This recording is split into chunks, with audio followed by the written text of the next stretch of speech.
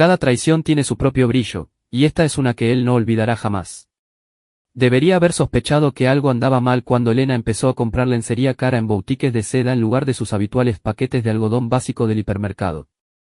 Pero, como la mayoría de los maridos que llevan 22 años casados, supuse que solo era otra fase, como su breve obsesión con el entrenamiento funcional o aquel mes en que intentó volverse vegetariana. Mi nombre es Jacobo Morán y dirijo el taller de chapa y pintura Morán en la zona este de Almazán, Soria. No es un trabajo glamuroso, pero paga las facturas y mantiene mis manos ocupadas. Siempre he sido hábil con ellas. Solía participar en combates de boxeo amateur en mis tiempos mozos, antes de conocer a Elena y sentar la cabeza. En estos días, la única lucha que mantengo es contra los tornillos oxidados y los peritos de los seguros. La llamada llegó un martes por la tarde, mientras llevaba 3 horas de camino hacia Madrid para una subasta de piezas. Llevaba semanas esperando este viaje, una oportunidad para conseguir componentes raros para la restauración de un Mustang del 67 en el que había estado trabajando. La autovía se extendía ante mí, vacía salvo por algún camión ocasional, y me sentía bastante bien con la vida. «Hola, preciosa», dije cuando el rostro de Elena apareció en la pantalla de mi teléfono. Lo tenía montado en el salpicadero para usar el manos libres, aunque la calidad del vídeo no era muy buena debido a la cobertura intermitente. Se veía distinta, de alguna manera. Tenía el pelo recogido en un peinado sofisticado que nunca le había visto, y llevaba maquillaje, a pesar de que pasaban de las 8 de una noche de diario. Detrás de ella, podía ver nuestro dormitorio, el mismo que habíamos compartido durante más de 2 décadas, con el papel tapiz floral por el que ella había insistido y la cómoda antigua que perteneció a su abuela. «Hola, cariño», dijo ella, pero su sonrisa parecía forzada.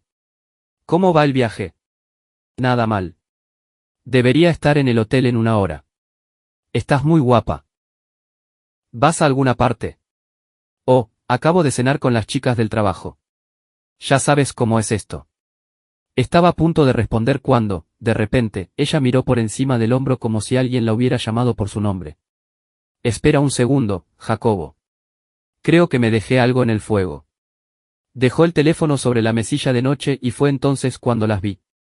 Claras como el día, sentadas justo ahí, en mi lado de la cama, como si fueran las dueñas del lugar, un par de botas de trabajo para hombre. Cuero marrón, talla 44 o 45 por lo que parecía, con barro todavía incrustado en las suelas. Ahora bien, yo mismo uso botas de trabajo, pero las mías estaban en ese momento en mis pies, pisando el acelerador de mi camioneta. Aquellas botas definitivamente no eran mías. Eran demasiado nuevas, demasiado limpias, a excepción de ese barro fresco. Y tenían ese tipo de costuras elegantes que gritaban, «He pagado 200 euros por esto en una tienda de lujo del centro». Me quedé mirando esas botas durante lo que me pareció una eternidad, aunque probablemente fueron solo 15 segundos. Mi mente repasó las posibilidades lógicas. Tal vez las estaba limpiando para alguien. Tal vez pertenecían a un técnico que había estado arreglando algo en la casa. Tal vez había alguna explicación perfectamente inocente. Pero, en el fondo, en esa parte de las entrañas que sabe las cosas antes de que el cerebro las procese, yo ya conocía la verdad. Elena volvió a aparecer en el encuadre, ligeramente sin aliento. Siento la falsa alarma. «Bonitas botas», dije, manteniendo la voz serena. «Lástima que no sean mías. Quizás por fin has encontrado a alguien a quien le guste tu guiso de tofu». Ella lanzó una mirada hacia la cama y vi el momento exacto en que el pánico cruzó su rostro, pero se recuperó rápido. Tenía que reconocerle el mérito por eso. «Oh, esas, el técnico las dejó aquí antes. Estaba arreglando el lavabo del baño y no quería arrastrar barro por toda la casa». Fue muy considerado por su parte. ¿De qué empresa era? Fontanería Jiménez. Ya sabes, los que llamamos el año pasado. Yo conocía Fontanería Jiménez. El viejo Pedro Jiménez llevaba arreglando tuberías en Almazán 30 años, y usaba las mismas botas desgastadas todos los santos días. Esas botas sofisticadas pertenecían a alguien totalmente distinto. «Bueno, dile que puede recogerlas cuando vuelva mañana», dije. No querría que se resfriara por andar sin ellas. Charlamos un minuto más sobre nada importante, el tiempo, que había cenado, si me acordé de cerrar el taller antes de irme. Una conversación normal de pareja casada, excepto que ahora sentía como si ambos estuviéramos leyendo un guión. Después de colgar, conduje el resto del camino hasta Madrid en completo silencio. Sin radio, sin música, solo el sonido del motor y el estruendo ocasional del tráfico que pasaba. Mis manos apretaban el volante con tanta fuerza que los nudillos se me pusieron blancos. 22 años de matrimonio, 2 hijos en la universidad, una hipoteca, cuentas bancarias conjuntas, sueños compartidos de jubilación, y ahora había unas botas extrañas en mi lado de la cama. Me registré en el hotel poco después de las 9:30 y me senté en el borde de la colcha áspera, mirando mi teléfono. Podía llamarla, exigir una explicación, iniciar una pelea que probablemente terminaría con nuestro matrimonio ahí mismo, a través de una videollamada. O podía esperar, pensarlo bien, descubrir a qué me enfrentaba realmente. La opción más inteligente era esperar. Si Elena estaba teniendo una aventura, y esas botas sugerían que sí, confrontarla ahora solo le daría tiempo para borrar sus huellas. Era mejor volver a casa temprano, atraparlos en el acto y obtener las pruebas que necesitaría para el proceso de divorcio. Pero mientras yacía allí, en esa cama de hotel barata, escuchando a la pareja de la habitación de al lado discutir por dinero, me di cuenta de que no estaba pensando en procesos de divorcio. Estaba pensando en la venganza. Verán, la mayoría de la gente que me conoce piensa que soy un simple mecánico que arregla coches y se ocupa de sus asuntos. No saben nada de los años que pasé en los cuadriláteros de boxeo, recibiendo golpes de tipos que pegaban como mazos y levantándome cada vez. No conocen la paciencia que aprendes cuando trabajas en un motor que ha sido descuidado durante 20 años, como tienes que desmontarlo pieza por pieza, entender cómo encajan todas las partes antes de poder hacer que funcione bien de nuevo. Y definitivamente no saben que, cuando alguien traiciona mi confianza, no me enfado. Me vuelvo metódico. Llamé al proveedor de piezas y le dije que tenía una emergencia familiar, que tendría que saltarme la subasta y volver a casa a primera hora de la mañana. Luego llamé a mi mejor amigo, Julián, que es dueño de un gimnasio de boxeo y un bar llamado El Rincón en la zona sur del pueblo. Jacobo, pasan de las 11, tío, ¿está todo bien? No del todo. Necesito preguntarte algo y necesito que seas sincero conmigo. Dispara. ¿Has oído algún comentario en el pueblo sobre Elena? ¿Algún cotilleo, rumores? Algo por el estilo. Hubo una larga pausa. Julián había sido policía durante 15 años antes de jubilarse y abrir el gimnasio, sabía leer entre líneas. ¿Qué tipo de comentarios esperas oír? Del tipo que explicaría por qué hay unas botas de hombre extrañas en mi lado de la cama. Otra pausa, más larga esta vez. Maldita sea, Jacobo. Esperaba que no te enteraras de esta manera. Se me cayó el alma a los pies. Así que lo sabías. He oído cosas. Nada concreto, ¿entiendes? Solo habladurías de bar. Pero se comenta que Elena pasa tiempo con un tipo nuevo de su oficina. Un tipo con aire de galán, conduce un coche eléctrico de lujo, siempre vestido como si estuviera posando para una revista. ¿Desde cuándo? Quizás 3 meses. Mira, quería decírtelo, pero ya sabes cómo son estas cosas. A veces solo son chismes y no quería dinamitar tu matrimonio por unos rumores. Agradecí que Julián hubiera intentado protegerme, pero en ese momento sentí que todo el mundo en el pueblo sabía algo que yo no. ¿Cómo se llama? Gregorio no sé qué. Trabaja en esa agencia de publicidad del centro donde ascendieron a Elena. Dicen que es una especie de gestor de proyectos. Viene de familia de dinero. Se cree el regalo de Dios para las mujeres. Gregorio, hice rodar el nombre en mi boca como un trozo de carne correosa. Cuéntame más. No hay mucho más que contar. Es nuevo en el pueblo, llevará 6 meses. Alquila esa casa inteligente de lujo en la calle de los Olmos. Ya sabes, la que tiene todo de cristal y controles electrónicos. Pasa las tardes en ese gimnasio exclusivo al que van todas las madres con dinero a fingir que son modelos de fitness. Conocía el lugar, Gimnasio Elite, donde la cuota mensual costaba más de lo que mucha gente gastaba en comida. Elena se había apuntado hacía unos 4 meses, alegando que quería volver a ponerse en forma. En aquel momento, la apoyé. Ahora me daba cuenta de que se estaba poniendo en forma para otro. Julián, necesito que me hagas un favor. Vuelvo mañana por la mañana, pero no quiero que nadie sepa que he llegado antes. ¿Puedes mantener los oídos abiertos? Preguntar un poco por ahí. Necesito saber a qué me enfrento antes de mover ficha. Cuenta con ello, hermano. Pero Jacobo, planees lo que planees, sé inteligente. No hagas nada que te lleve a la cárcel o te haga perderlo todo en el divorcio. No te preocupes, no voy a hacer ninguna estupidez. Eso era técnicamente cierto. Lo que planeaba no era estúpido en absoluto. Era calculado, metódico y diseñado para causar la máxima humillación con las mínimas consecuencias legales. Colgué y me quedé mirando la mancha de humedad en el techo sobre la cama. Mañana iba a descubrir exactamente qué tan profunda era esta traición. Y luego iba a mostrarle a mi esposa infiel y a su novio de las botas elegantes que sucede cuando te metes con un hombre que sabe cómo desmontar las cosas pieza por pieza. Salí de Madrid a las 5 de la mañana, 3 horas antes de lo previsto originalmente. El viaje de vuelta me dio mucho tiempo para pensar y para cuando entré en Almazán, ya tenía los cimientos de un plan. La primera parada fue la casa de la señora Velasco. Doña Leonor Velasco era nuestra vecina de 72 años, que pasaba la mayor parte de sus horas de vigilia apostada en su ventana delantera como un guardia de seguridad. Sabía todo lo que pasaba en nuestra calle, desde quien recibía el periódico tarde hasta que adolescentes se escapaban después del toque de queda. Llamé a su puerta a las 8:30, sabiendo que llevaría horas levantada. Jacobo Morán, exclamó, abriendo la puerta con su bata rosa y rulos en el pelo. Pensaba que estarías fuera hasta esta noche. Cambio de planes, señora Velasco. Me preguntaba si podría consultarle algo. ¿Ha notado alguna actividad inusual en mi casa mientras no estaba? Sus ojos se iluminaron como la mañana de Navidad. Doña Leonor vivía para estos momentos. Bueno, ahora que lo mencionas, hubo un coche eléctrico plateado aparcado en tu entrada ayer por la tarde. Se quedó allí hasta bastante tarde, pasadas las 12 diría yo. Muy inusual para ser una noche de diario. Un coche eléctrico, dice. Oh, sí.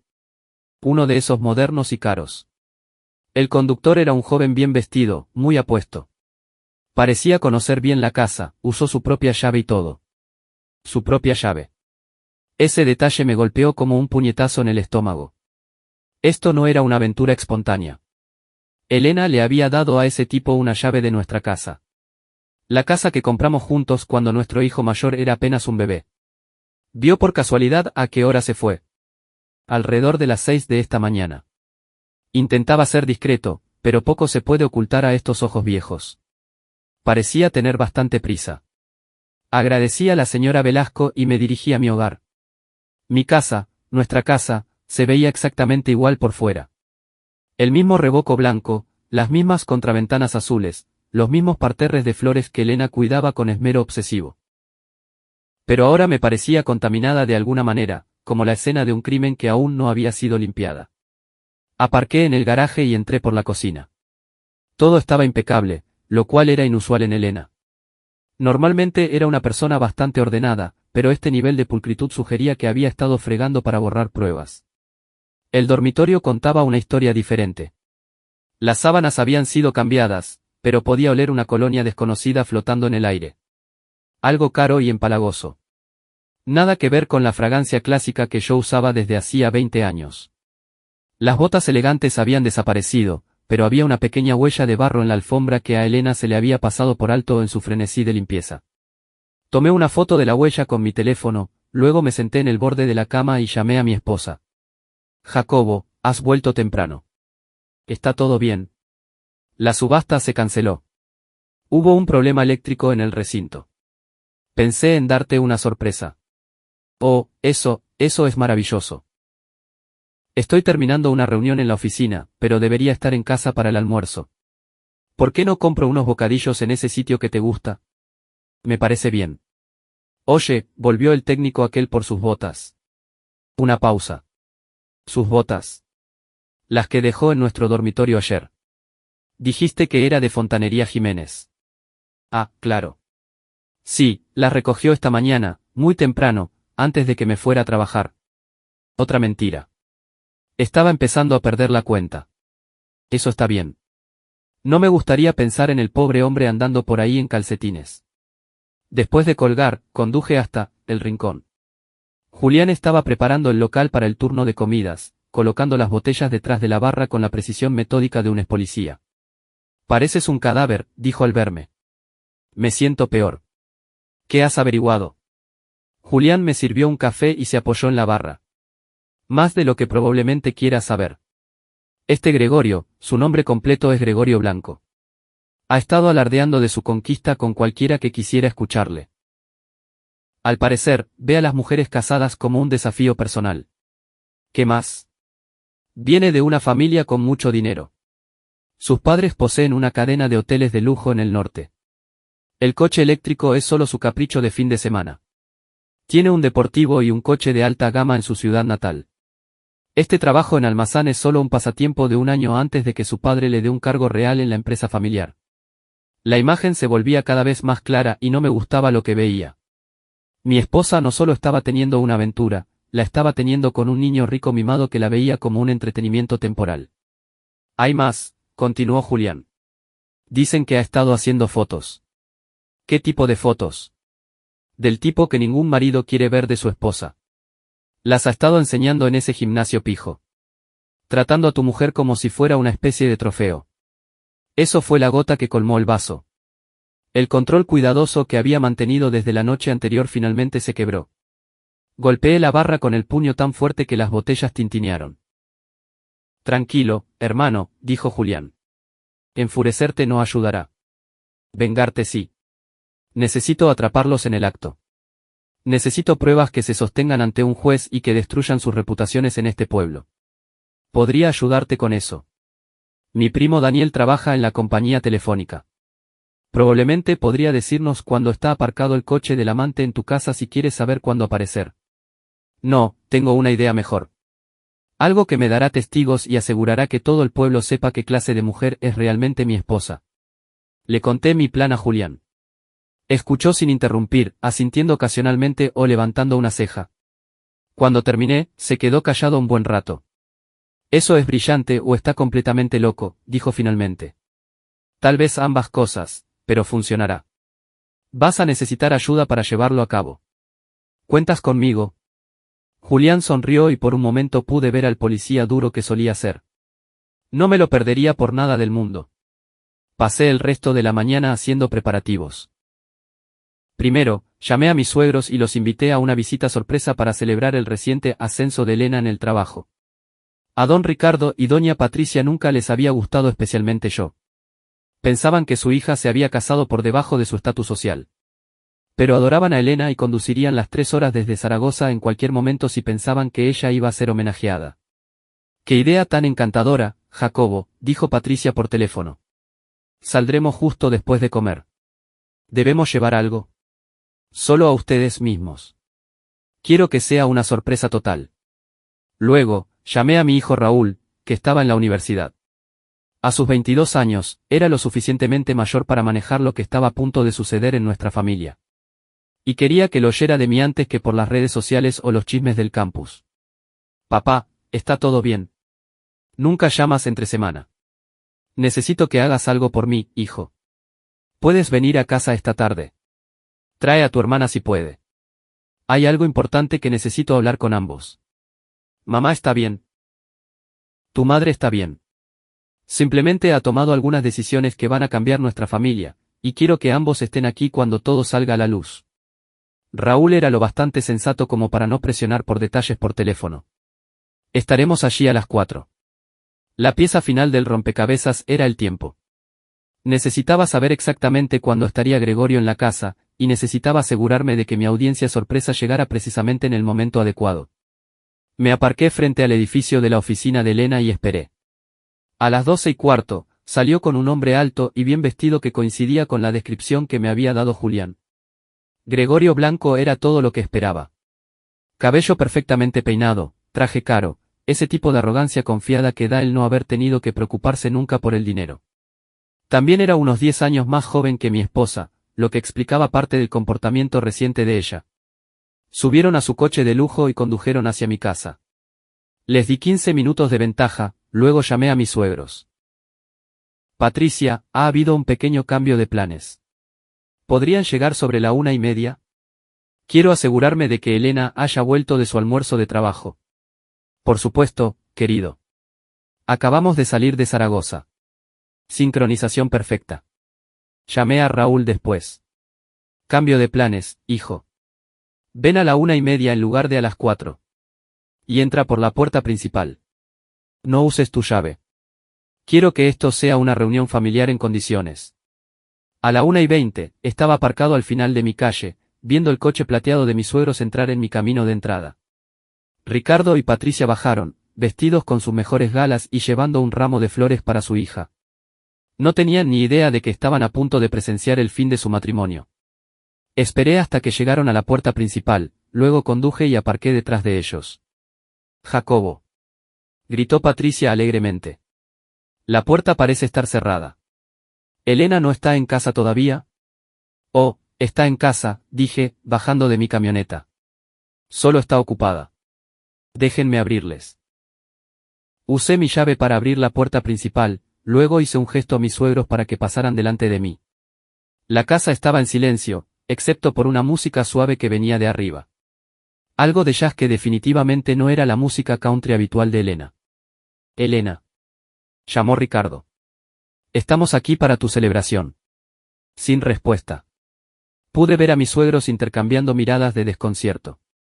Tal vez esté durmiendo la siesta, dije lo suficientemente alto para que mi voz llegara al piso de arriba. Ya saben lo duro que ha estado trabajando últimamente. ¿Por qué no subimos y le damos la sorpresa?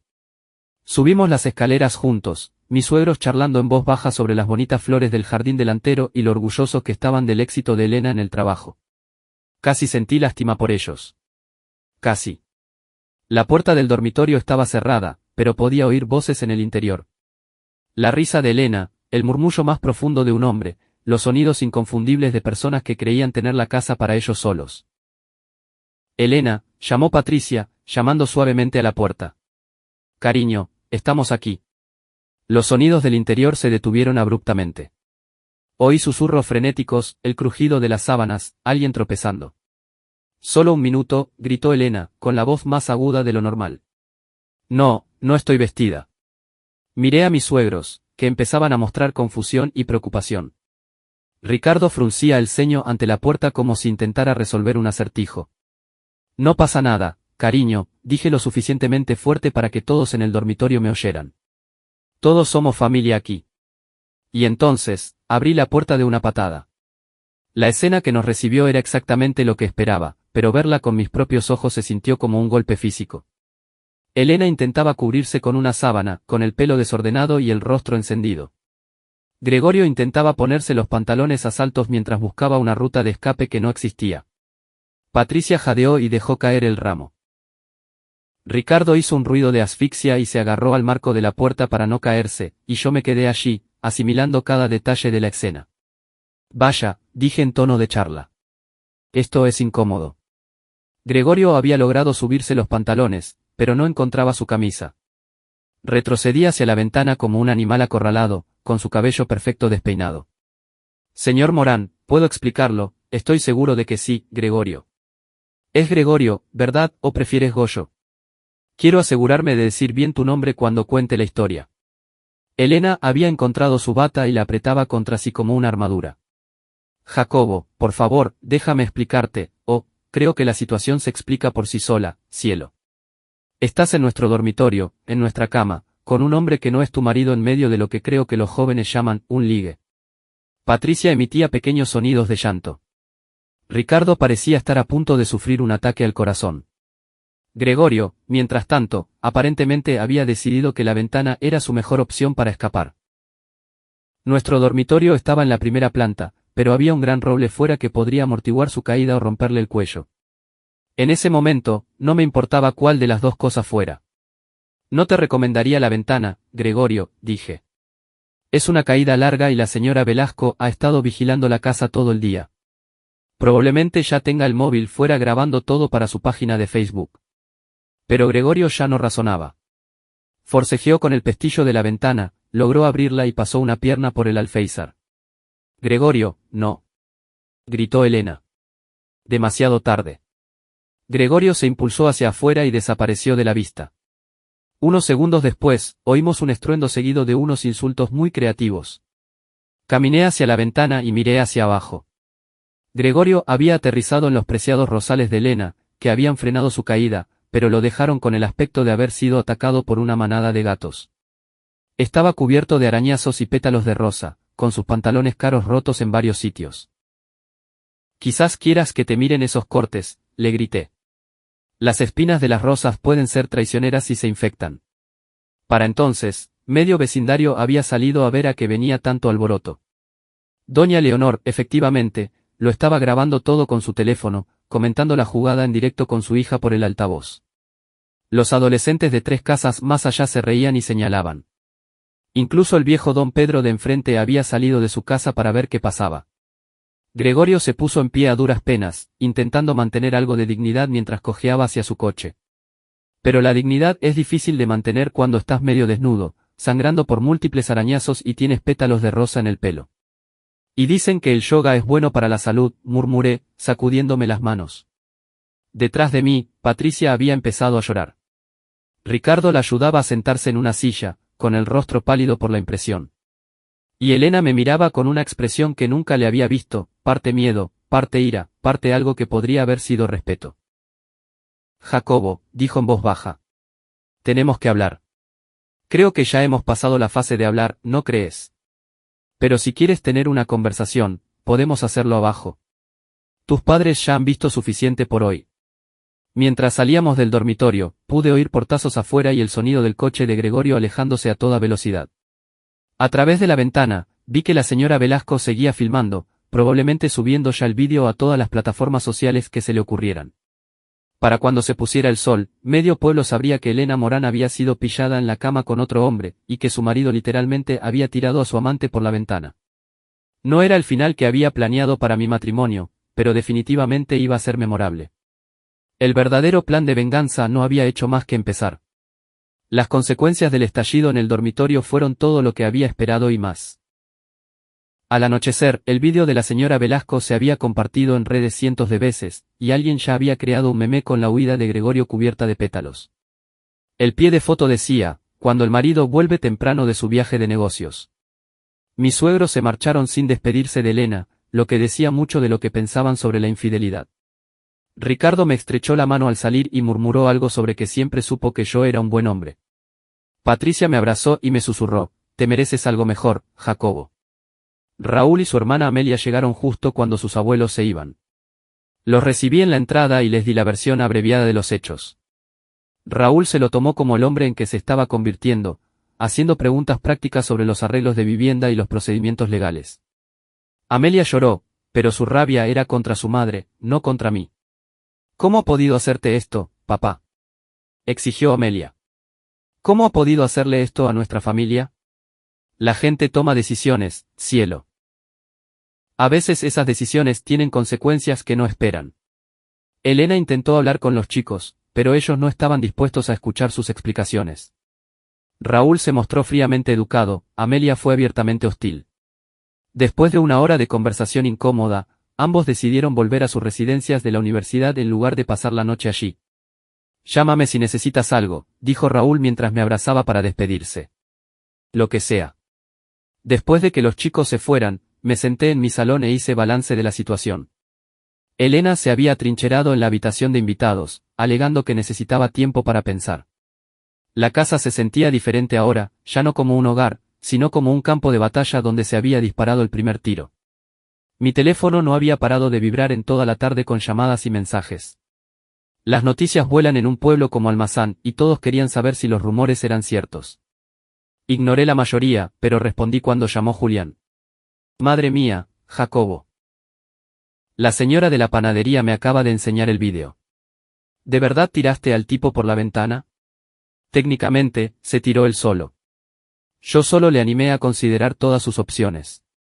Todo el pueblo habla de ello. 12 personas me han preguntado si es verdad, y 3 más quieren invitarte a una copa. ¿Y Elena? ¿Qué dice la gente de ella? Nada bueno. El consenso general es que se lo buscaba. Y que mostraste una moderación notable al no tirarla a ella también. Eso era exactamente lo que quería oír. En los pueblos pequeños, la reputación lo es todo, y la de Elena estaba ahora en ruinas. Pero eso era solo el principio. Durante los días siguientes, empecé a notar cambios en la forma en que la gente me trataba. El camarero de la cafetería se negó a dejarme pagar mi café matutino. Los chicos de la tienda de repuestos buscaban cualquier excusa para pasarse por mi taller y charlar. Incluso el cartero, que normalmente solo saludaba con la cabeza, empezó a preguntarme cómo lo llevaba. Elena, por el contrario, estaba recibiendo una acogida muy distinta. Me contaron que la gente cruzaba la calle para evitar hablar con ella, que su club de lectura se había pospuesto indefinidamente y que alguien había dejado una nota en el parabrisas de su coche que decía simplemente, vergüenza. La atención era gratificante, pero yo tenía planes más grandes que el simple ostracismo social. Quería que Gregorio sufriera también. Y quería que todo el pueblo entendiera que los actos tienen consecuencias. Mi oportunidad llegó cuando Julián mencionó que Gregorio había estado alardeando de su destreza atlética en el gimnasio exclusivo donde él y Elena se habían conocido. Dice a todo el mundo que está entrenando para un triatlón, dijo Julián. Afirma estar en la mejor forma de su vida, superior a todos nosotros, los debiluchos del pueblo. Ah, sí. Y lo que es mejor, ha estado hablando mal específicamente de los hombres de aquí, diciendo que somos todos unos flojos y que estamos fuera de forma. Al parecer, piensa que seducir a mujeres casadas demuestra lo macho alfa que es. Eso me dio una idea. Una idea maravillosamente mezquina y satisfactoria. Julián, ¿qué te parecería ayudarme a enseñarle a Gregorio un poco de hospitalidad local? Te escucho. Todavía tienes contactos en el cuartel, ¿verdad? Gente que podría mirar hacia otro lado si cierto coche de lujo experimentara algunas dificultades mecánicas. Depende de qué tipo de dificultades estemos hablando. Le expliqué mi plan. Julián escuchó con creciente diversión, haciendo preguntas ocasionales sobre logística o implicaciones legales. Cuando terminé, sonreía como un niño en la mañana de Reyes. ¿Sabes qué, Jacobo? Creo que Gregorio necesita aprender que los actos tienen consecuencias. Y creo que conozco la manera de enseñárselo. A la noche siguiente, pusimos en marcha nuestro plan. Gregorio tenía una rutina.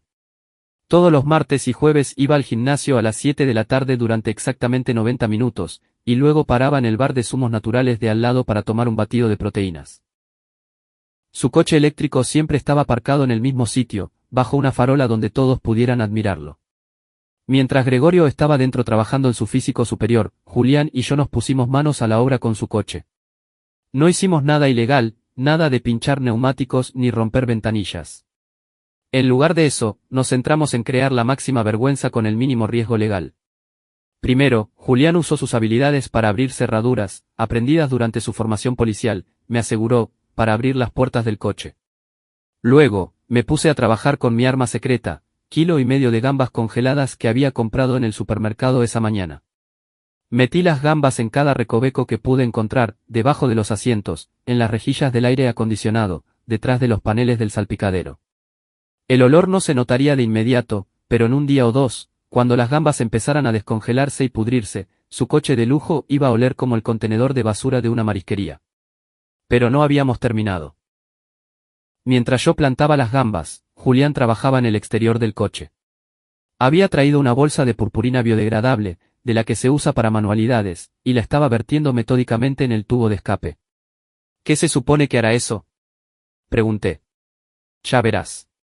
La próxima vez que arranque el coche, esa purpurina va a salir disparada por detrás como una explosión de cuento de hadas.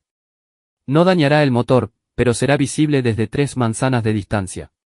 Terminamos nuestro trabajo justo cuando Gregorio salía del gimnasio, con aspecto sudoroso y satisfecho de sí mismo. Llevaba ropa deportiva cara y un batido de proteínas que probablemente costaba más que el almuerzo de la mayoría.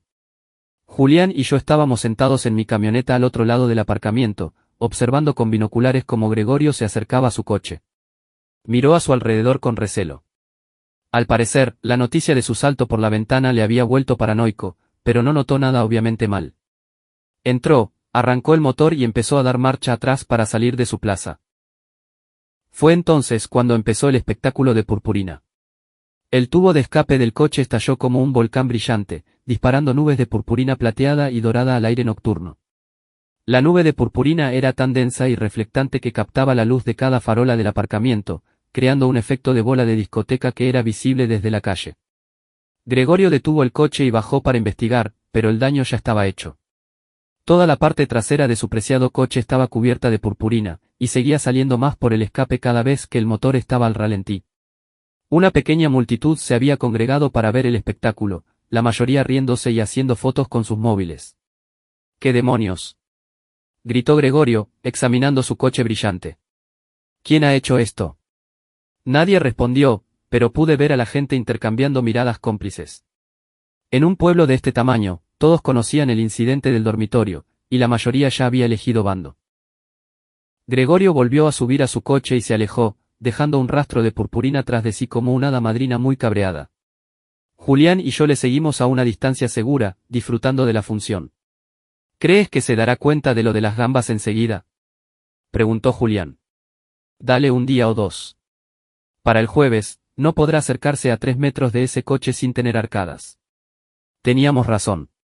Para el jueves por la mañana, corría la voz de que el coche de Gregorio había sido remolcado a 3 talleres diferentes, y ninguno lograba localizar la fuente del horrible olor. Habían limpiado la purpurina, pero el hedor era aparentemente tan insoportable que un mecánico se había negado en redondo a trabajar en el coche. Gregorio acabó teniendo que alquilar un coche mientras el suyo era descontaminado en un taller especializado de la capital. El alquiler era un utilitario básico, muy alejado de su transporte de lujo habitual, y se le veía absolutamente miserable conduciéndolo por el pueblo. Pero lo mejor estaba por llegar. El viernes por la tarde, recibí una llamada de Daniel, el primo de Julián que trabajaba en la compañía telefónica. Jacobo, tienes que oír esto. Ese tipo, Gregorio, llamó a su seguro para presentar una reclamación por vandalismo y contaminación biológica de su coche. La agente de seguro se rió tanto que tuvo que ponerle en espera. No lo cubren. ¿En serio? No. Al parecer, hay una cláusula en su póliza que excluye las bromas y jugarretas que no causen daños permanentes. Va a tener que pagar la limpieza de su propio bolsillo. Y dicen que le va a costar cerca de 5.000 euros. 5.000 euros para quitar gambas podridas de un coche. No podría haberlo planeado mejor ni queriendo. Ese fin de semana, estaba tomando una cerveza en El Rincón, cuando entró Gregorio. Todo el bar se quedó en silencio, como en una escena de película del oeste. Gregorio miró a su alrededor con nerviosismo, claramente consciente de que no era bienvenido, pero aparentemente decidido a demostrar algo. Caminó hacia la barra y pidió una cerveza de importación cara que Julián definitivamente no tenía. Cuando Julián le dijo que solo tenían cerveza nacional de barril, Gregorio puso una cara como si le hubieran pedido que bebiera agua de alcantarilla. Está bien. Lo que tengas que sea lo más parecido a algo decente. Julián le sirvió una caña y la dejó con más fuerza de la necesaria. Son 2 euros. Gregorio tiró un billete de 10 sobre la barra. Quédate con la vuelta. Sé que la gente de pueblo necesitan toda la ayuda que puedan conseguir. El insulto flotó en el aire como el humo. Todas las conversaciones en el bar se habían detenido y pude sentir cómo aumentaba la tensión. Eran buenas personas, mecánicos, trabajadores de la construcción, profesores, dueños de pequeños negocios, y no apreciaban que un niño rico de ciudad les hablara con desprecio. Me levanté de mi reservado y me acerqué a la barra. Gregorio me vio venir y se tensó, probablemente recordando nuestro último encuentro. Gregorio, ¿verdad?, dije amablemente. Creo que no nos han presentado adecuadamente. Soy Jacobo Morán. Quizás me recuerdes. Soy el marido por cuya ventana saltaste. Algunas personas soltaron una carcajada. El rostro de Gregorio se puso rojo. Mire, Morán, sobre toda esa situación, no te preocupes por eso. Estas cosas pasan. Aunque tengo que decir que tu estrategia de salida fue bastante impresionante. La mayoría habría usado las escaleras, pero tú optaste por el enfoque dramático. Muy teatral. Más risas entre el público. Gregorio empezaba a parecer de nuevo un animal acorralado. Me preguntaba, sin embargo, continué, ¿cómo va lo de tu coche? He oído que tuviste algún problema de olores. Alguien saboteó mi coche, dijo Gregorio en voz alta. Fue vandalismo, puro y duro. Sabotaje. Es una palabra fuerte. ¿Qué pasó exactamente? Gregorio miró alrededor del bar, dándose cuenta de que estaba rodeado de gente que no sentía ninguna simpatía por él. Alguien puso cosas en mi coche. Cosas repugnantes. Me costó 5.000 euros limpiarlo. 5.000 euros. Silbé. Es mucho dinero. ¿De qué tipo de cosas hablamos? Pescado muerto, marisco podrido. El olor era insoportable. El bar estalló en carcajadas. Alguien desde el fondo gritó, eso me suena a chamusquina, lo que provocó aún más risas. Gregorio golpeó la barra con su cerveza, salpicando espuma por todas partes. Esto es acoso. Podría presentar cargos. ¿Por qué?, preguntó Julián con calma. Nadie aquí le ha hecho nada a su coche. Estábamos todos aquí jugando al billar y ocupándonos de nuestros asuntos, ¿verdad, muchachos? Un coro de asentimiento se elevó entre la multitud. Así es, Julián. Estuvimos aquí toda la tarde. Nadie salió del bar. Gregorio miró a su alrededor desesperado, dándose cuenta de que estaba superado en número y en ingenio. Esto no ha terminado, dijo, señalándome. Crees que eres muy listo, pero sé que fuiste tú. Gregorio, dije, acercándome un paso. Déjame darte un consejo gratis. Este es un pueblo pequeño, y la gente aquí tiene buena memoria. Viniste a nuestra comunidad, sedujiste a una mujer casada, faltaste al respeto a su familia y luego insultaste a la buena gente que vive aquí. Quizás, en lugar de proferir amenazas, deberías considerar si Almazán es realmente el lugar adecuado para ti. Gregorio me miró fijamente durante un largo rato, luego tiró otros 10 euros sobre la barra y salió furioso. Todo el bar le vio marchar y, en cuanto la puerta se cerró tras él, el lugar estalló en aplausos. Ronda de la casa. Anunció Julián. Por Jacobo Morán, defensor de los valores locales. Levanté mi cerveza y sonreí. Por las consecuencias, dije. Pero incluso mientras aceptaba las felicitaciones y las palmadas en la espalda de mis vecinos, sabía que esto solo era el principio. Gregorio y Elena me habían humillado, me habían costado mi matrimonio e intentaron hacerme quedar como un tonto. La purpurina y las gambas solo fueron disparos de advertencia. La verdadera venganza estaba por llegar. El mensaje anónimo llegó un martes por la mañana, deslizado bajo la puerta de mi taller como algo sacado de una película de espías. El papel era una papelería cara, de color crema, que probablemente costaba más por hoja de lo que la mayoría gastaba en su comida. El mensaje en sí estaba mecanografiado en una fuente formal que gritaba: tengo dinero y conexiones. Señor Morán, no tiene ni idea de contra quién se enfrenta realmente. Sus pequeñas bromas son divertidas, pero se acaban ahora. Déjelo o aténgase a unas consecuencias que no puede ni imaginar. Este es su único aviso. Lo leí 2 veces, luego llamé a Julián. Alguien intenta asustarme, dije cuando respondió. Gregorio, tal vez, o quizás alguien más. ¿Puedes venir? Quiero que veas esto. Julián llegó 20 minutos después, todavía con sus guantes de boxeo puestos tras entrenar a un cliente. Leyó la nota con cuidado, dándole la vuelta para examinar la calidad del papel y la marca de agua. Esto no es de Gregorio, dijo finalmente. Es demasiado sofisticado para él. Gregorio es del tipo que enviaría mensajes de texto furiosos o te rayaría el coche. Esto es de alguien que entiende de guerra psicológica. ¿Alguna idea de quién? Podría ser su familia. A los ricos no les gusta que sus hijos mimados queden en evidencia en público. Suelen contratar abogados e investigadores privados para que los problemas desaparezcan. Esa posibilidad no se me había ocurrido, pero tenía sentido. Si los padres de Gregorio poseían una cadena de hoteles de lujo, probablemente tenían experiencia en gestionar problemas de reputación. O, continuó Julián, podría ser alguien totalmente distinto, alguien que tiene sus propios motivos para querer que te retires. Durante los días siguientes, empecé a prestar más atención a la gente que me rodeaba. El camarero de la cafetería hacía demasiadas preguntas sobre mi rutina diaria. El cartero se demoraba demasiado en mi buzón. Era la vigilancia constante de la señora Velasco, en realidad vigilancia. La paranoia empezaba a afectarme cuando recibí una llamada de una fuente inesperada, Laura Mendieta, la mejor amiga de Elena en el trabajo. Jacobo, sé que esto es incómodo, pero me preguntaba si podríamos quedar para tomar un café. Hay algunas cosas sobre la situación de Elena que creo que deberías saber. Laura había sido la amiga más cercana de Elena durante los últimos 3 años, desde que empezó a trabajar en la agencia de publicidad.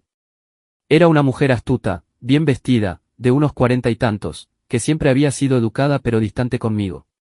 Yo había supuesto que era una de esas mujeres de negocios que no tenían mucho interés en maridos de clase obrera. Quedamos en un lugar neutral, una pequeña cafetería al otro lado del pueblo, lejos tanto de mi taller como de la oficina de Elena. Laura ya estaba allí cuando llegué, sentada en un reservado de la esquina con la espalda contra la pared, como si esperara problemas. Gracias por venir, dijo cuando me senté. Sé que probablemente no tengas una muy buena opinión de mí ahora mismo. ¿Por qué iba a tener la mala? Tú no me pusiste los cuernos. No, pero sabía que estaba pasando y no te lo dije. He estado luchando con esa culpa desde el incidente de la ventana. Pedí café y esperé a que continuara. Laura parecía nerviosa, lo cual era inusual en ella. En todas las ocasiones en que la había visto en fiestas de empresa o reuniones vecinales, siempre se había mostrado compuesta y segura de sí misma. La cuestión es, Jacobo, que no creo que entiendas a qué te enfrentas realmente. Gregorio no es solo un tipo cualquiera que sedujo a tu mujer por casualidad. Todo esto estaba planeado. ¿Qué quieres decir con planeado? Gregorio eligió a Elena específicamente. La investigó, se enteró de su matrimonio, sus inseguridades, sus ambiciones. Sabía exactamente qué botones pulsar para hacerla vulnerable a sus avances. Eso era inquietante, pero no del todo sorprendente. Los cazadores suelen elegir a sus presas con cuidado. Hay más, continuó Laura.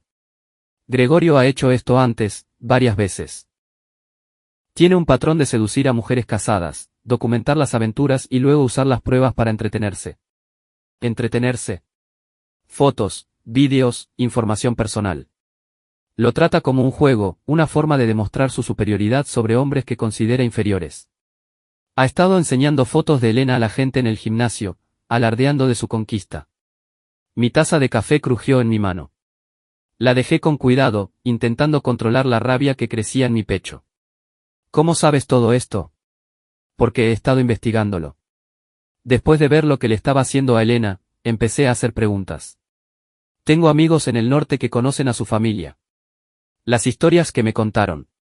Jacobo, este hombre es peligroso. No peligroso físicamente, sino que destruye a la gente por diversión. ¿Por qué me cuentas esto? ¿Por qué no avisar a Elena? Laura pareció incómoda. Lo intenté. Está completamente encaprichada con él. Cree que él va a dejar su trabajo aquí y llevársela con él a su ciudad. No entiende que ella es solo otro trofeo para él. ¿Y crees que yo puedo hacer algo al respecto? Creo que eres el único que puede. Gregorio está acostumbrado a tratar con hombres que pelean con él en los tribunales o intentan razonar con él. No está acostumbrado a tratar con alguien que contraataca como tú. Estudié el rostro de Laura, intentando leer sus motivaciones. ¿Qué ganas tú con esto? ¿Por qué te importa lo que le pase a Gregorio? Porque no solo está destruyendo a Elena. Está destruyendo a otras mujeres también. Hay una esposa en el norte cuyo matrimonio terminó por su culpa. Otra mujer en otra ciudad que tuvo una crisis nerviosa. Hay que detenerlo. ¿Detenerlo? ¿Cómo? No lo sé, pero pensé que deberías tener toda la información antes de decidir qué hacer a continuación. Laura metió la mano en su bolso y sacó una carpeta. Aquí tienes copias de todo lo que he podido encontrar sobre los antecedentes de Gregorio. Registros financieros, publicaciones en redes sociales, declaraciones de testigos de sus víctimas anteriores. Úsalo como creas conveniente. Se levantó para irse, luego hizo una pausa. Jacobo, ten cuidado. Lo decía en serio, es peligroso. Tiene recursos y conexiones que la mayoría no tiene. Si vas a ir a por él, asegúrate de estar preparado para que él se defienda. Después de que se marchara, me quedé en la cafetería otra hora, leyendo la carpeta que me había dado. La imagen que surgía era la de un hombre mucho peor de lo que había imaginado. Gregorio no era solo un adúltero, era un depredador que atacaba específicamente a mujeres vulnerables y luego las descartaba cuando se aburría. Había fotos de él con al menos 6 mujeres diferentes, todas casadas, todas mirándole con la misma expresión de embeleso que yo había visto en el rostro de Elena. Había capturas de pantalla de mensajes de texto donde alardeaba de sus conquistas y hacía chistes crudos sobre los maridos a los que había engañado. Pero la parte más perturbadora era una serie de correos electrónicos entre Gregorio y alguien identificado solo como L.M. Los correos hablaban de Elena específicamente, describiendo sus debilidades e inseguridades con un detalle clínico. Parecían un perfil psicológico diseñado para ayudar a alguien a manipularla. El sujeto se siente inseguro por la edad y no se siente valorado por su cónyuge, decía un correo. Responde bien a los cumplidos sobre su apariencia e inteligencia. Susceptible a la narrativa de que se merece algo mejor y que está desperdiciando su potencial en un pueblo pequeño. Los correos tenían fecha de hacía 6 meses, mucho antes de que Gregorio supuestamente conociera a Elena en el gimnasio. Toda esta aventura había sido orquestada desde el principio. Pero ¿quién era L.M.? Alguien con un conocimiento íntimo de la psicología y la situación personal de Elena. Alguien que tenía acceso a sus pensamientos y sentimientos privados. Volví a leer los correos, prestando más atención al estilo de escritura y a los detalles específicos mencionados. Quienquiera que fuera L. M. Conocía la relación de Elena con sus padres, sus preocupaciones sobre su carrera, incluso sus restaurantes y películas favoritas. Y entonces lo comprendí. L. M. Laura Mendieta. Saqué mi teléfono y llamé a Julián. Necesito que te reúnas conmigo en el taller ahora mismo y traigas tu portátil. Vamos a investigar un poco. Julián llegó 30 minutos después y le enseñé todo lo que Laura me había dado, centrándome en los correos electrónicos entre Gregorio y L. M. ¿Crees que Laura está compinchada con Gregorio? Preguntó Julián. Creo que Laura es la jefa de la operación. Gregorio es solo la cara bonita que usa para seducir a los objetivos. Ella es quien identifica a las mujeres vulnerables, investiga sus antecedentes y luego le pasa a Gregorio la información que necesita para manipularlas. Julián estudió los correos con más cuidado. Si eso es cierto, ¿por qué te ha dado esta información? ¿Por qué exponerse? Porque me estoy acercando demasiado a la verdad y está intentando controlar la narrativa. Quiere que piense que está de mi lado para que confíe en ella y quizás abandone mi investigación. Oh, dijo Julián lentamente, te está tendiendo una trampa para algo más grande. Piénsalo. Te da todas estas pruebas incriminatorias contra Gregorio. Tú las usas para destruirle. ¿Y luego qué? Quizás ella tiene pruebas de que tú le has estado acosando. Tal vez esté preparando un caso para que te arresten o te demanden. Esa posibilidad me produjo un escalofrío. Si Laura era tan calculadora como sospechaba, entonces podría haber estado planeando este enfrentamiento durante semanas. Necesitamos averiguar más sobre ella, dije. Antecedentes, historial de empleo, conexiones con la familia de Gregorio. Si está llevando a cabo algún tipo de estafa a largo plazo, habrá pruebas. Julián se crujió los nudillos y abrió su portátil. Menos mal que todavía tengo amigos en el cuerpo. Déjame hacer unas llamadas. Mientras Julián consultaba a sus contactos, conduje hasta la agencia de publicidad donde trabajaban Elena y Laura. No entré. Simplemente me aparqué enfrente y vigilé. A las 5:30, los empleados empezaron a marcharse por el día. Vi salir primero a Elena, con aspecto cansado y estresado. Subió a su coche y condujo hacia casa. 20 minutos después salió Laura, pero en lugar de ir a su coche, caminó 3 manzanas hasta un pequeño restaurante donde Gregorio la esperaba en una mesa de la terraza. Saqué mi teléfono y empecé a grabar mientras se sentaban juntos. Incluso desde el otro lado de la calle, su lenguaje corporal era revelador. Estaban claramente cómodos el uno con el otro, como viejos amigos o socios de negocios. No era un encuentro casual. Hablaron durante unos 45 minutos, Laura llevaba la voz cantante y Gregorio tomaba notas en su teléfono. En un momento dado, ella le enseñó algo en su propio móvil que le hizo reír. Cuando se separaron, Gregorio le dio un beso en la mejilla como quien se despide tras una cena familiar. Tenía mi prueba. Laura y Gregorio trabajaban juntos, y Elena era solo su última víctima. Pero yo estaba a punto de convertirme en su mayor problema. Volví al taller y encontré a Julián sonriendo ante la pantalla de su portátil. Te va a encantar esto, dijo. Laura Mendieta no es su nombre real. En realidad es Lucía Marín y tiene un historial laboral muy interesante. Cuéntame. Trabajó para la empresa familiar de Gregorio en el norte hasta hace unos 4 años, cuando fue despedida por conducta inapropiada con clientes. Al parecer, dirigía algún tipo de plan de chantaje usando su posición para reunir información comprometedora sobre los huéspedes del hotel. Y ahora está haciendo lo mismo aquí. Pero hay más. He encontrado registros de ella trabajando en otras 3 ciudades durante los últimos 4 años, siempre en agencias de publicidad o empresas de marketing, y siempre marchándose después de un año más o menos. Y en cada ciudad, hubo informes de hombres prominentes atrapados en situaciones comprometedoras con mujeres más jóvenes. El alcance de su operación era mayor de lo que había imaginado. No se limitaban a destruir matrimonios por diversión, estaban llevando a cabo un juego de estafa sistemático, probablemente chantajeando a sus víctimas o vendiendo información a competidores. Julián, necesito que me ayudes con algo que va a requerir tus antiguas habilidades policiales y mi experiencia mecánica. ¿Qué tienes en mente? Voy a darles exactamente lo que quieren, pruebas de que estoy acosando a Gregorio. Pero voy a asegurarme de que esas pruebas lo lleven a una trampa que nunca verán venir. Le expliqué mi plan. Julián escuchó sin interrumpir, asintiendo ocasionalmente o haciendo preguntas aclaratorias. Cuando terminé, se quedó callado un buen rato. Eso es lo más brillante que he oído nunca o lo más loco, dijo finalmente. Quizás ambas cosas. ¿Te apuntas? Julián cerró el portátil y se levantó. Jacobo, he estado esperando toda mi vida para atrapar a gente así. Vamos a ello. La siguiente fase de mi venganza iba a ser la más peligrosa hasta el momento. Pero si funcionaba, Gregorio y Laura aprenderían lo que significaba realmente enfrentarse a las consecuencias de sus actos. Y Elena, bueno, Elena estaba a punto de descubrir que su mejor amiga había sido su peor enemiga todo el tiempo. Las fiestas patronales de Almazán estaban programadas para el primer sábado de octubre, lo que me daba exactamente 2 semanas para preparar mi trampa. Las fiestas eran el evento más grande del calendario social del pueblo, una combinación de feria callejera, reunión y mercado de chismes que atraía gente de toda la provincia. Si iba a hacer una declaración pública sobre la operación de Gregorio y Laura, este era el escenario perfecto.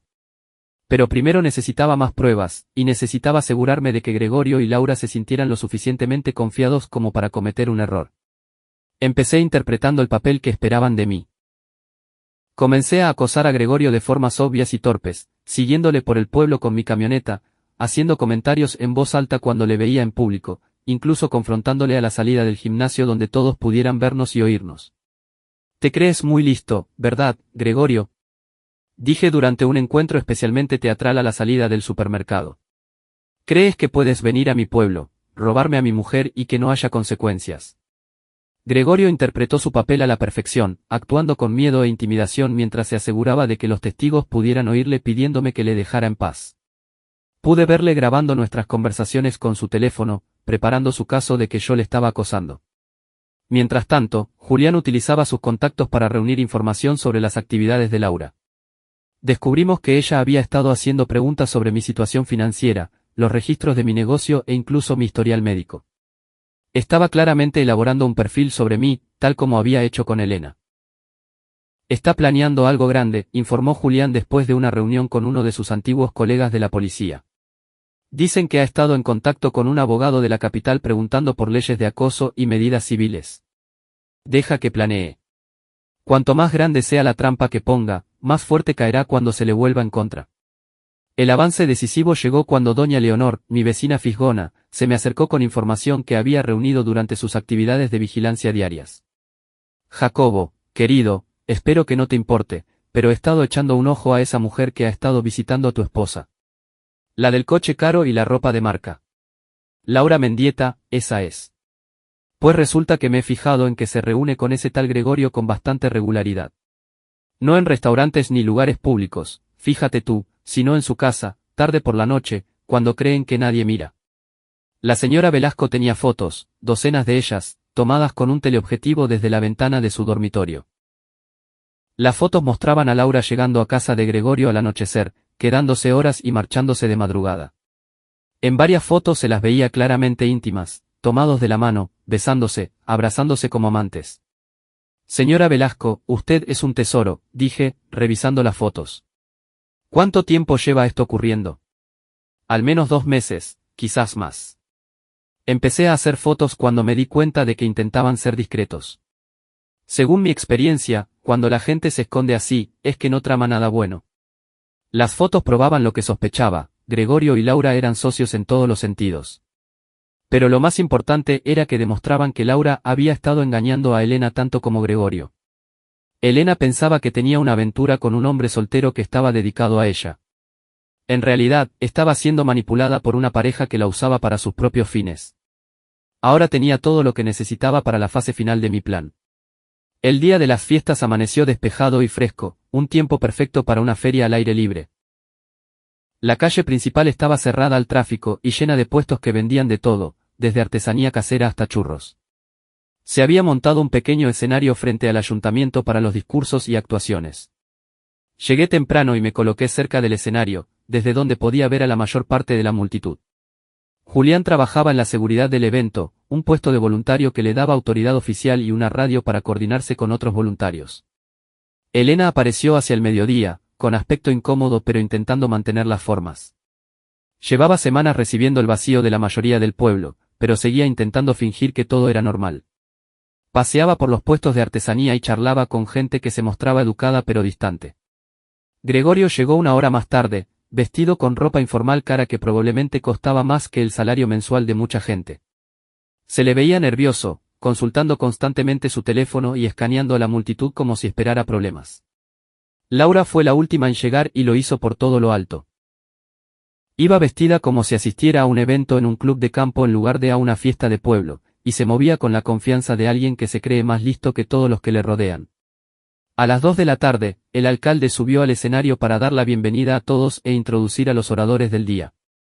Esperé hasta que terminó sus palabras de apertura, luego subí al escenario y pedí prestado el micrófono. Vecinos, espero que no les importe que les robe unos minutos de su tiempo, dije, y mi voz resonó por toda la plaza a través del sistema de megafonía. Tengo algo importante que compartir con todos ustedes. La multitud se silenció, intuyendo el drama. Pude ver a Elena, Gregorio y Laura volviéndose hacia el escenario con expresiones de alarma. La mayoría de ustedes saben que mi esposa, Elena, ha estado teniendo una aventura con Gregorio Blanco, continué, señalando a Gregorio. Eso ya no es noticia. Pero lo que no saben es que todo fue una trampa desde el principio. Saqué una carpeta de documentos y la levanté para que todos la vieran.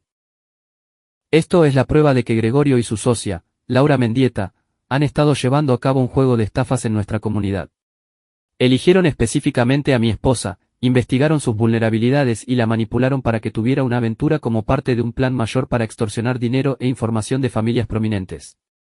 La multitud estaba ahora en completo silencio, pendiente de cada palabra. Vi a gente sacando sus teléfonos para grabar lo que estaba ocurriendo. Laura Mendieta, a quien muchos de ustedes conocen como la mejor amiga y compañera de trabajo de Elena, es en realidad Lucía Marín, una estafadora convicta que fue despedida de la empresa familiar de Gregorio por dirigir planes de chantaje. Ella ha estado pasando información a Gregorio sobre las familias locales, ayudándole a identificar objetivos para la seducción y la manipulación. Levanté las fotos de la señora Velasco, ampliadas y montadas en cartulinas. Estas fotos muestran a Gregorio y Laura juntos en su casa, demostrando que son socios románticos y de negocios.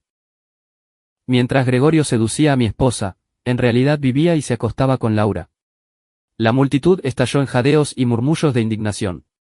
Vi a Laura empujando entre la gente intentando llegar al escenario, su máscara de compostura finalmente resbalando. «Ya basta», gritó. «Esto es acoso. No puedes probar ninguna de esas acusaciones». «En realidad, sí puedo», dije, sacando otra carpeta. «Julián, ¿quieres subir conmigo?» Julián subió al escenario, luciendo todavía su placa de voluntario de seguridad. «Señoras y señores, soy policía jubilado y he estado investigando esta situación durante el último mes. Lo que Jacobo les está diciendo es absolutamente cierto». Levantó su propia carpeta de documentos. «Tenemos registros de correos electrónicos que muestran a Laura y Gregorio planeando su operación. Tenemos registros financieros que muestran pagos de la familia de Gregorio a Laura por servicios de consultoría. Tenemos declaraciones de testigos de víctimas en otras 3 ciudades donde llevaron a cabo planes similares». Gregorio intentaba marcharse, empujando a la multitud hacia la zona de aparcamiento, pero varios hombres corpulentos del gimnasio de Julián se habían posicionado para bloquear las salidas. Estaba atrapado. La parte más repugnante, continué, es que lo documentaron todo. Tienen fotos y vídeos de mi esposa que han estado compartiendo para entretenerse. La trataron como si no fuera más que un trofeo para ser exhibido. Elena se había puesto pálida y se tambaleaba. Varias mujeres de su antiguo club de lectura se acercaron para sostenerla, su enfado por la aventura quedó temporalmente anulado por la simpatía al ver cómo había sido manipulada. «Pero esto es lo que pasa con los juegos de estafas en los pueblos pequeños», dije, mirando directamente a Laura y Gregorio. «Que al final te encuentras con gente que sabe cómo defenderse». Hice un gesto a Julián, que habló por su radio. «Tráiganlos». 2 agentes de la Guardia Civil aparecieron en el borde de la multitud caminando decididamente hacia el escenario. Detrás de ellos venía una mujer con traje de chaqueta a la que reconocí como la fiscal de la capital de provincia. «Lucía Marín y Gregorio Blanco», anunció la fiscal. «Quedan detenidos por conspiración para cometer fraude, extorsión y violación de las leyes de privacidad.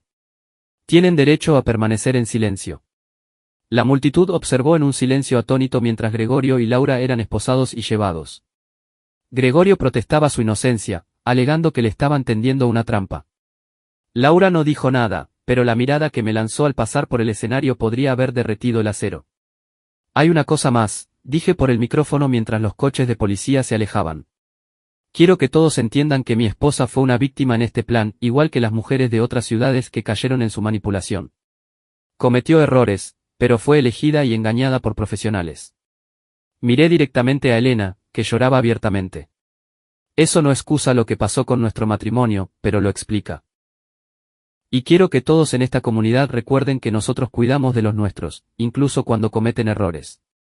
La multitud guardó silencio un momento. Luego alguien empezó a aplaudir. El aplauso se extendió hasta que toda la plaza estaba dando a Elena una ovación en pie.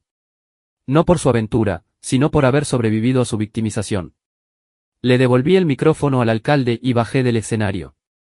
La gente se apartaba para dejarme pasar y oía a personas felicitándome y ofreciéndose a invitarme a copas. Julián me alcanzó al borde del recinto ferial. ¿Cómo se siente uno siendo el héroe de Almazán? No soy un héroe, Julián. Solo soy un hombre que se cansó de que le tomaran por tonto. ¿Qué pasará ahora con Elena? Quiero decir. Miré hacia el escenario, donde Elena estaba rodeada de mujeres de la comunidad que le ofrecían consuelo y apoyo. Parecía rota, pero no destruida. Como alguien que por fin veía con claridad después de meses de confusión. No lo sé, dije con sinceridad. El matrimonio ha terminado. Han pasado demasiadas cosas para que podamos volver atrás. Pero quizás pueda reconstruir su vida aquí, con gente que entienda que fue manipulada por expertos. ¿Y Gregorio y Laura? Irán a la cárcel. La fiscalía ha estado preparando casos contra ellos en varias provincias. No volverán a estafar a nadie en mucho tiempo. Julián sonrió. ¿Sabes qué es lo mejor? Se creían mucho más listos que todos los demás. Nunca consideraron que un mecánico de pueblo y un policía jubilado pudieran ser más astutos que ellos. Nos subestimaron. Asentí. La gente así siempre lo hace. Creen que el dinero y los estudios los hacen superiores, pero no entienden el valor de la comunidad y la lealtad. Mientras caminábamos hacia la camioneta de Julián, sentí algo que no había experimentado en meses: paz. La venganza estaba completa. Se había hecho justicia y mi comunidad se había unido en torno a Elena y a mí, cada uno a su manera. Gregorio y Laura habían intentado destruir mi vida para su propio entretenimiento. En lugar de eso, aprendieron lo que sucede cuando te metes con gente que sabe cómo defenderse. Subí a la camioneta de Julián y miré hacia la plaza por última vez. Elena seguía rodeada de vecinos que la apoyaban, comenzando el largo proceso de reconstruir su reputación y su vida. La comunidad que había estado dividida por el escándalo se estaba uniendo de nuevo, más fuerte por haber enfrentado y superado el engaño. ¿A dónde ahora?, preguntó Julián. A casa, dije. Tengo un taller que dirigir y una vida que reconstruir. Mientras nos alejábamos de la plaza, me permití una pequeña sonrisa. Me habían llamado el villano cuando tiré a Gregorio por la ventana y los humillé a ambos. Tenían razón. Yo había sido el villano en su historia. Pero en mi historia, yo era el hombre que protegió a su comunidad de los depredadores y se aseguró de que los actos tuvieran consecuencias.